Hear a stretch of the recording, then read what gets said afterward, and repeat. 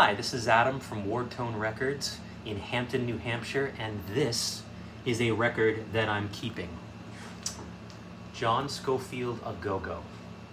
Now this album is a seminal classic in the funk, soul, jazz, and jam band world, featuring of course guitarist extraordinaire John Scofield, but also featuring as his backup band Medeski, Martin, and Wood, which is one of the best soul, funk, and groove-oriented instrumental acts of the 90s and beyond. Now this album, it's hard to say when exactly I was introduced to it, but I know the first time I was introduced to John Scofield was definitely in the early 2000s. I saw him at a festival in Western Mass, and it was a great afternoon full of fantastic guitar music because Steve Kimmock was there, Charlie Hunter was there, and also John Scofield, and I think that they were all kind of stacked one by one after one another. But this is really a great introduction to that type of music if you're not sure where to start, whether you're completely new to that genre or you're more of a traditional jazz fan. This is an excellent starting point if you want to get into funk, R&B, influenced instrumental music with just a touch of experimental elements, nothing too crazy. What else can I say about this? John Scofield was part of Miles Davis band in the 80s.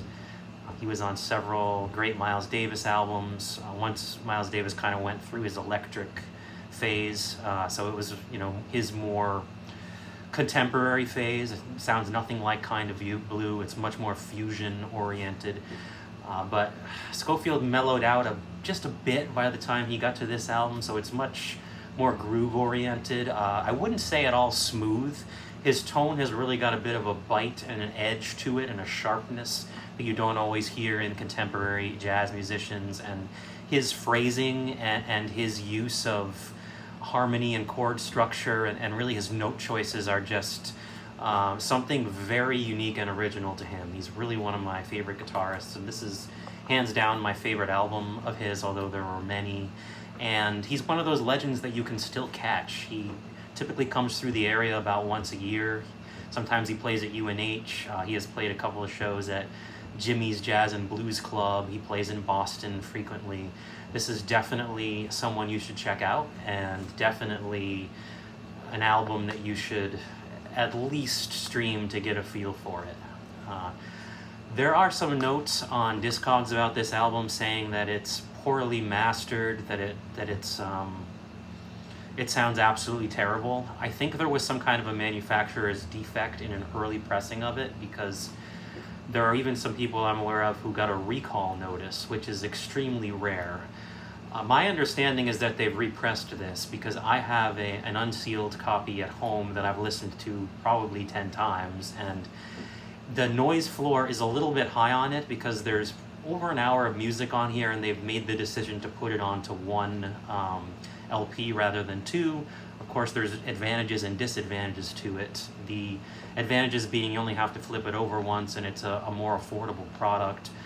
But you get a little bit more fidelity if you were going to put this onto two LPs. So they've chosen one. It's a very affordable album in our store at the moment. I have it on sale for $20, and my copy of it is absolutely fine. You do need to turn it up a little bit more than most LPs, but it sounds to me warm, it sounds fine.